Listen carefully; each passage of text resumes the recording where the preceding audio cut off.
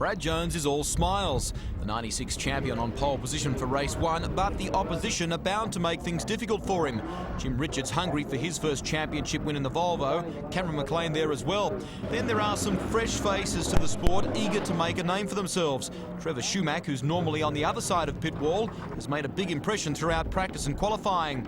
A slight breeze blowing, but there's plenty of sunshine for super touring fans who've made their way southwest of Sydney to Oran Park. Audi, Volvo, BMW, Honda, Alfa, Ford, Nissan, Hyundai, Peugeot and Toyota are all represented, and 3 or 4 manufacturers are in genuine outright contention. So as the field make their way around the 1.9-kilometre Oran Park layout for their 2 warm-up laps, we'll run you through the starting order. Brad Jones has taken pole in a time of 42.67, the only driver in the 42-second bracket. Teammate McConville sits on the outside. Jim Richards third, with Cameron McLean, the reigning independence champion, qualifying fourth. Trevor Schumack is the talk of the super touring pit after his brilliant qualifying performance, 6th on his debut. Ron Searle and Tony Newman make up the 4th row of the grid. The top 10 is completed by newcomer Adam Kaplan and John Henderson returning in the Opel Vectra. Craig Bradshaw and Anthony Robson are sharing a drive in the BMW this season. Bradshaw a brilliant performance in qualifying, 12th. The Ford Mondeos of Pickett and Peter Hills make up row 6 on the grid. Dwayne Bewley a welcome return to the super touring circus. David Auger starting alongside him. At the back, Elias and Troy Searle, who didn't record a time in qualifying. This is what the crowd have been waiting for. The first super touring race of the day. Murphy should be a ripper. Absolutely. The 2 Audis on the front row. Brad Jones this time leading his teammate Cameron McConville. And hopefully Jim Richards can get that Volvo off the line a little bit better than what he has been doing. Red light on, wait for the start. Green light, they're away. Jones getting the best of it, so too McConville. Jimmy Boggy down a little bit off the line in the Volvo. Trevor Schumack, a blinder of a start in the Faber-Castell McDougall Motors BMW, down to the left-hander at the end of the main straight for the first time. Look at McLean! Look at McLean! Wow, right up the inside of Jones. Yes, he is really driving well, McLean, and leading the super touring race for the first ever time in his career. That's fantastic. I think he caught those Audis completely by surprise. I mean, they should have outbraked everyone going into that first turn, but he's obviously dived at the inside, caught Brad Jones by surprise, and now he's leading the race. The Greenfield Mowers BMW of Cameron McLean, in the familiar mark that he knows so well, the field stream up and over the dogleg for the first time. Trevor Schumack, the leading independent. That is a blinding start from him. Another good start in a BMW. Look at those guys. Those rear-wheel drive cars do get off the line so very, very well.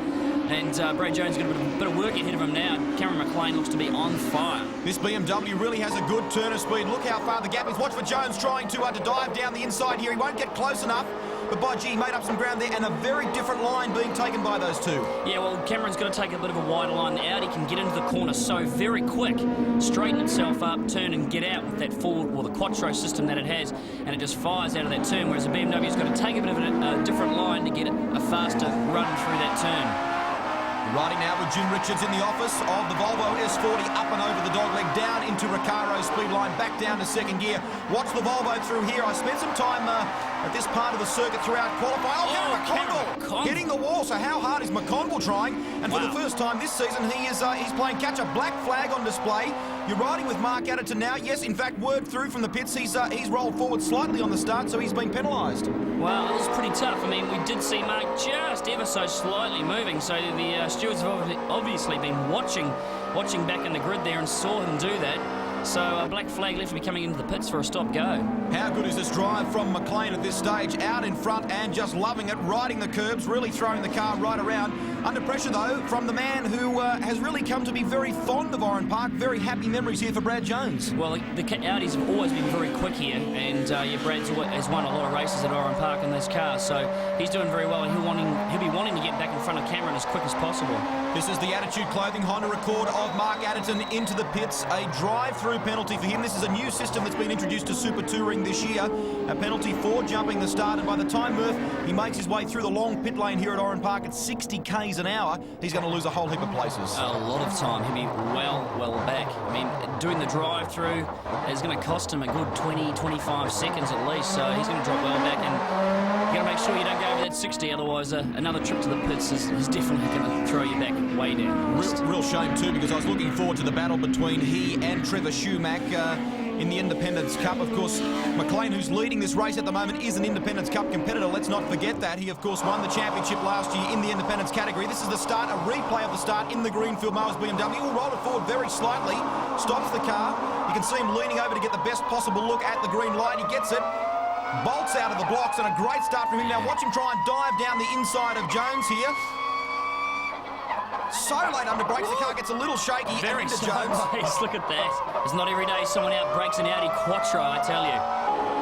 This is a look at the start from Brad Jones's car here. An interesting view for you. You can see his feet in action on the right to the bottom of your screen, and Brad, of course, in the cockpit up to the top of the left. And flat changing, Murph.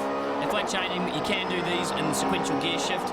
I mean, they've got a flat change mechanism in them. Did you see Brad Jones, as we will see Cameron McLean, there he is, slide underneath. On the start, his foot flat to the floor on the throttle. A look at the start from Adam Kaplan in the Hunter Holden Primera. Bogs it down slightly. Look at the smoke coming from Searle as he catapults through the two vectors, Henderson and, of course, Tweedy. They got right out of there, and Kaplan lost a whole host of places. But he's got problems this week, and I notice you can see him there changing gears with the clutch. He can't actually pull it through with a sequential shifter this weekend. Well, there's something wrong with the gear change mechanism there with the flat shift mechanism, and he's obviously struggling with that. But he also didn't get a very good start. His first start in Super Touring. Whoa! That, of course, is Craig Bradshaw looping it around. This is the car that he's sharing this season with Anthony Robson, two Formula Ford competitors making the step up to Super Touring, but not the best way for him to start his day. He won't be very happy with that, but learning the ropes in Super Touring, it's a difficult category to get very fast and get familiar with. This is a different position for Cameron McLean to be in, out in front and leading a Super Touring race, and he'll be feeling plenty of pressure from Brad Jones. A view again of the feet of Brad Jones, hard at work inside the cockpit of the A4, flat down to the floorboards. They reached 210 kilometres an hour at the end of the main straight, and flat in sixth gear. You watch the Audi here close up on the BMW. Cameron's closing the gap a little bit, locking that inside wheel substantially. He knows Brad's going to be very, very quick going into that turn, so he's going to have to be very careful to make sure he doesn't let him up the inside and give him a chance to get past. Milton Leslite will want to get out of the way very quickly in the Carina. He manages to do that. That was a good piece of driving, letting these two through. He knows this is a good battle going on. And McLean leads Jones up and over the dog leg once again. McConville not too far in arrears either, but McLean is trying so hard. You can see the car really moving around. Really moving around. You see these guys flat through that flip-flop there, which is a very difficult part of the circuit, because as you come up over it, you can't see the other side.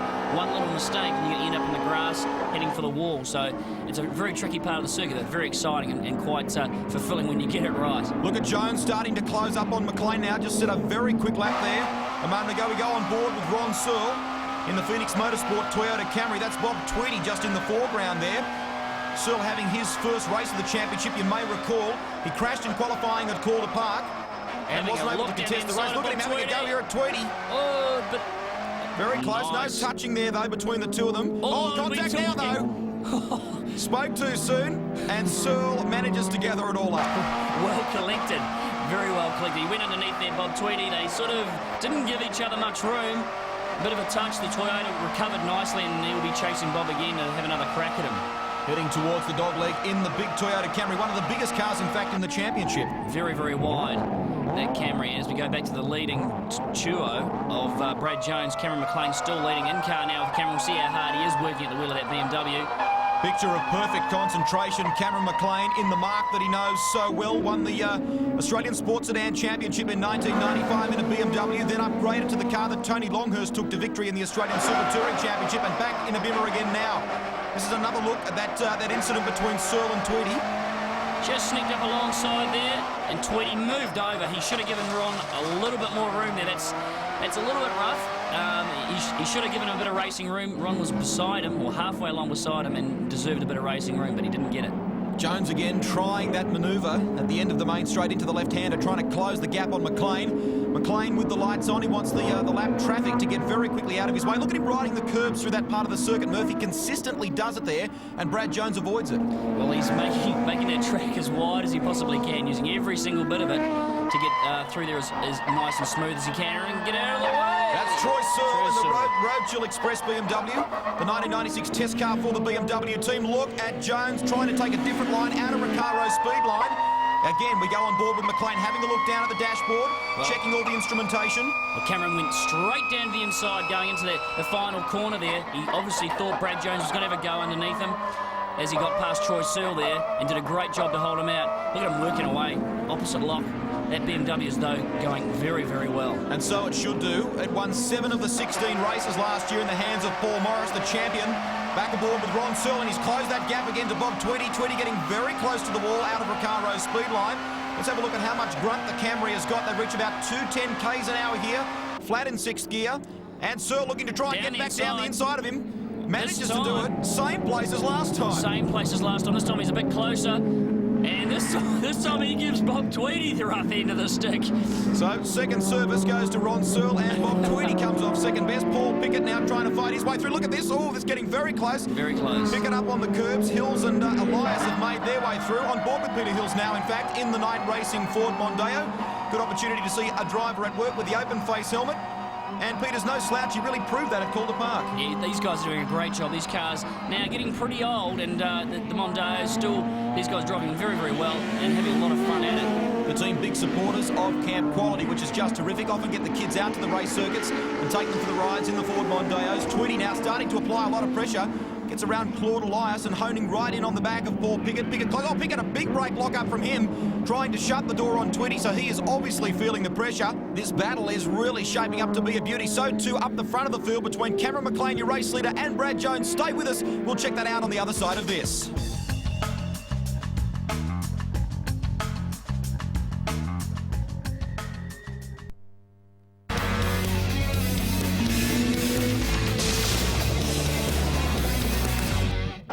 Welcome back to Oran Park. If you've just joined us, your timing is impeccable. Brad Jones throwing out a big challenge to Cameron McLean for the lead of this race, and Jones diving up the inside. McLean's got to get caught out wide here.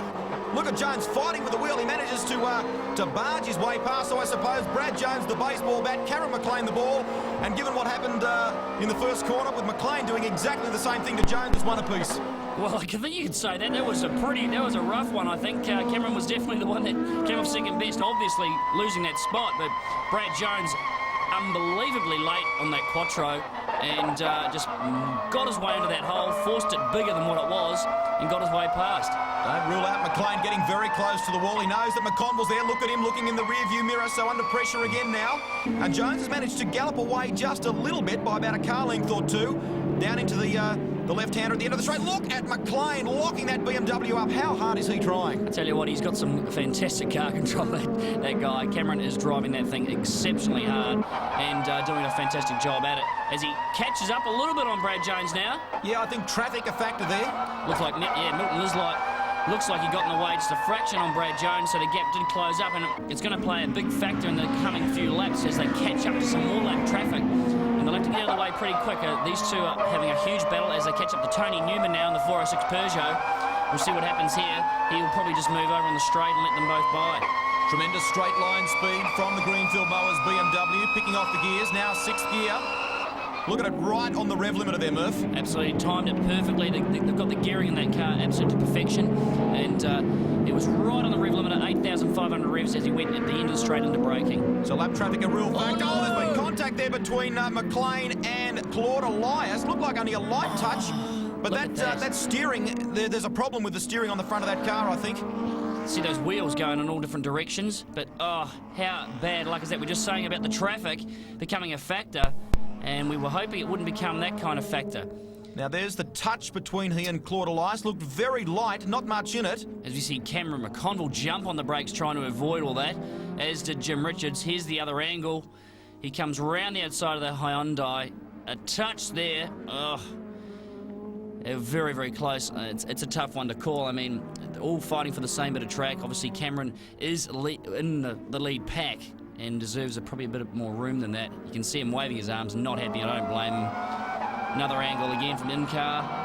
What you don't realise, folks, is that they're doing around 140 kilometres an hour in that part of the circuit when that happened. Now, you can see from the in-car here that McLean is clearly a passenger. The wheel reefed out of his hands, and I think that'll be it for race one for him. Yeah, absolutely.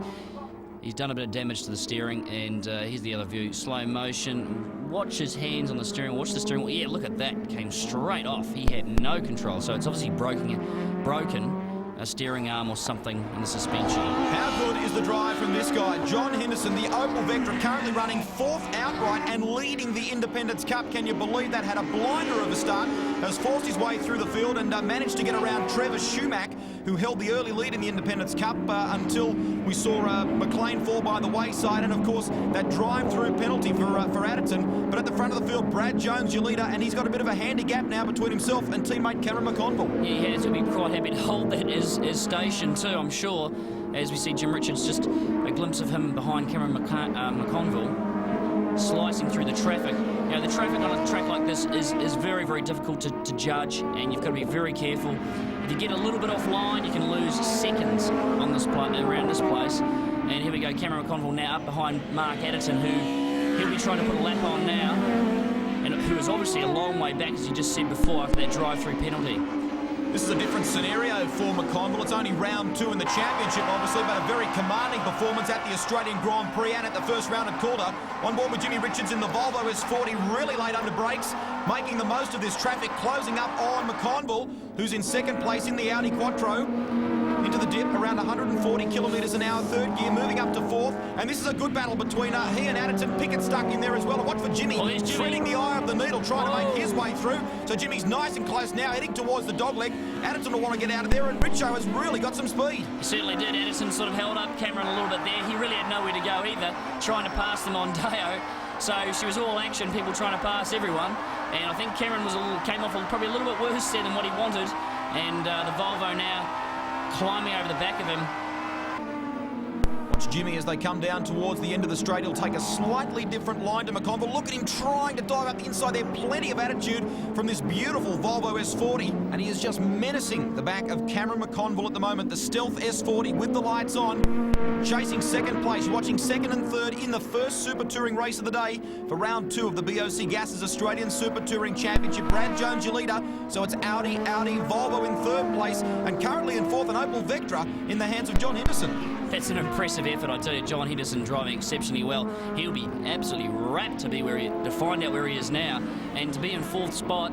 In only his 4th Super Touring race. Exactly, 4th Super Touring race. What an effort. He's obviously got that car working extremely well, and he's made the advantage, or taken the advantage from the other people, and he's doing a great job. Look at the S40 sideways. Jimmy got that thing sideways going under brakes into turn 1. And I tell you what, that car is looking really, really strong. I'm really impressed by that. This is has been and probably always will be an Audi circuit as long as Quattro lives. And, you know, the Volvo doing a sensational job behind. Look how close he is now. You're really got to take your hat off to George Shepherd and the entire Volvo team. They are really happy with the progress that Jimmy is making with this S40. A lot closer to the Audi Quattros, and Jimmy really throwing the car around, just loving the Super Touring action. Checkered flag on display. Brad Jones will take it, the first race of round 2 of the Australian Super Touring Championship, his first win of the season. McConville gets home for second, Jimmy Richards third, and John Henderson, what about that? He'll take 4th place. And let's not forget Trevor Schumacher in the McDougall Motors BMW at his first ever Super Touring race. Fantastic effort by him. Sure was. Agree with you completely. Let's in fact now take a look at the BOC Gases race score after race 1. Brad Jones taking his first victory of the season. Teammate Cameron McConville second, Jim Richards third, and a terrific performance from Henderson and Schumacher, who complete the top 5. Former Coca-Cola Formula Ford champion Ron Searle finished 6th. Adderton recovered for 7th. Then it was Pickett, Tweedy and Hills that completed the top 10. The one driver who would have made the top 5 had it not been for that unfortunate incident with Claude Elias is Cameron McLean. We were catching up to the thick of the traffic, me and Brad, and I knew that there would be some hold-ups in the traffic and there might be a chance to duck inside Brad when we get up to that part of the race. And just trying to keep behind him, close enough behind him to take that opportunity, and I just went around the outside of Claude Elias.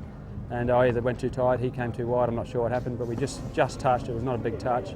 And just caught the wheel and broke the steering shaft. Meanwhile, the happiest man in the pits right now is John Henderson after that unexpected brilliant drive to finish 4th.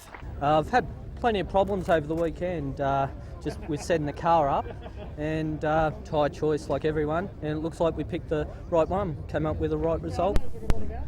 I'm very pleased, extremely pleased. A well-deserved result there for Brad Jones, but Greg Murphy, the talking point has got to be John Henderson's effort. Well, what a result. He's got something to be very proud of, finishing 4th, first privateer. I mean, a great effort for a guy who only in his 4th ever race in Super Touring. And I think he should be extremely pleased. A lot of guys have raced a lot longer and not done that.